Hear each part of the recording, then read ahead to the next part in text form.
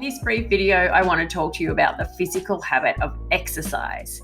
Now, if you're a person who's already exercising and you're in social distancing or work or family lockdown, you'll know that it's way more difficult to exercise if you can't get out, if you can't get to the gym, if you can't get to your yoga studio or your running group. But it's so important that we keep that exercise up. If you're a person who doesn't ordinarily exercise, then hey, guess what? Now is the time to start bringing a small amount of exercise into your daily habits. When we exercise, our body releases endorphins. Endorphins are a group of hormones that are basically the body's natural opioid. They're the body's natural way of helping us to relieve pain, reduce stress, reduce anxiety, and to make us feel good. If any of you have ever experienced the runner's high, you'll know that it's endorphins that sit underneath that. So a key thing that is within our own control that is going to help us to build the emotional and brain resilience that we need to cope with the coronavirus is the simple act of exercise. It's not only that exercise gives us endorphins, exercise also injects a number of key neurotransmitters that are responsible for our mood, serotonin being one of them, and I've spoken about serotonin in a few of the other videos. So serotonin is that neurochemical that is responsible for our happy mood.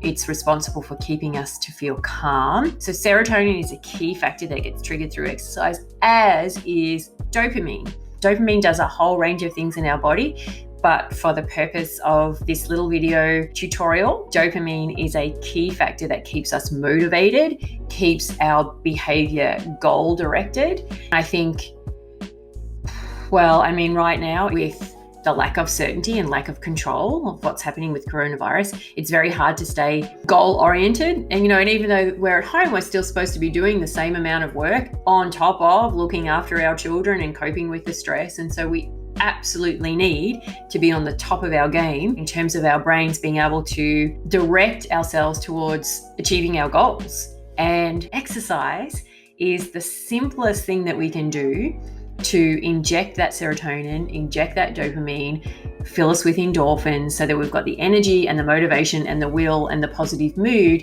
to keep going. Now, as I said to you before, I know it's really hard to do exercise right now, but where there's a will, there's a way, and there are so many different things that you can do in your own home. If you've got an exercise bike, go out into your backyard or bring it into your lounge room. There are a series of great apps. I'm going to show you two apps that I use on quite a regular basis.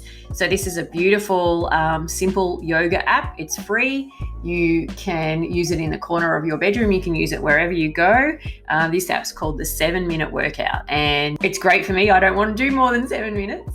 But it's interval training and you really get your heart rate up at the end of it. One of the other things that I've been doing a lot at the moment is Just Dance, Nintendo, with my daughter. She beats me every single time, but it increases my heart rate. It's 10 or 12 minutes, however long I want to play each day with her. It's bonding me with her during this time. I know what it's doing then is getting her to exercise.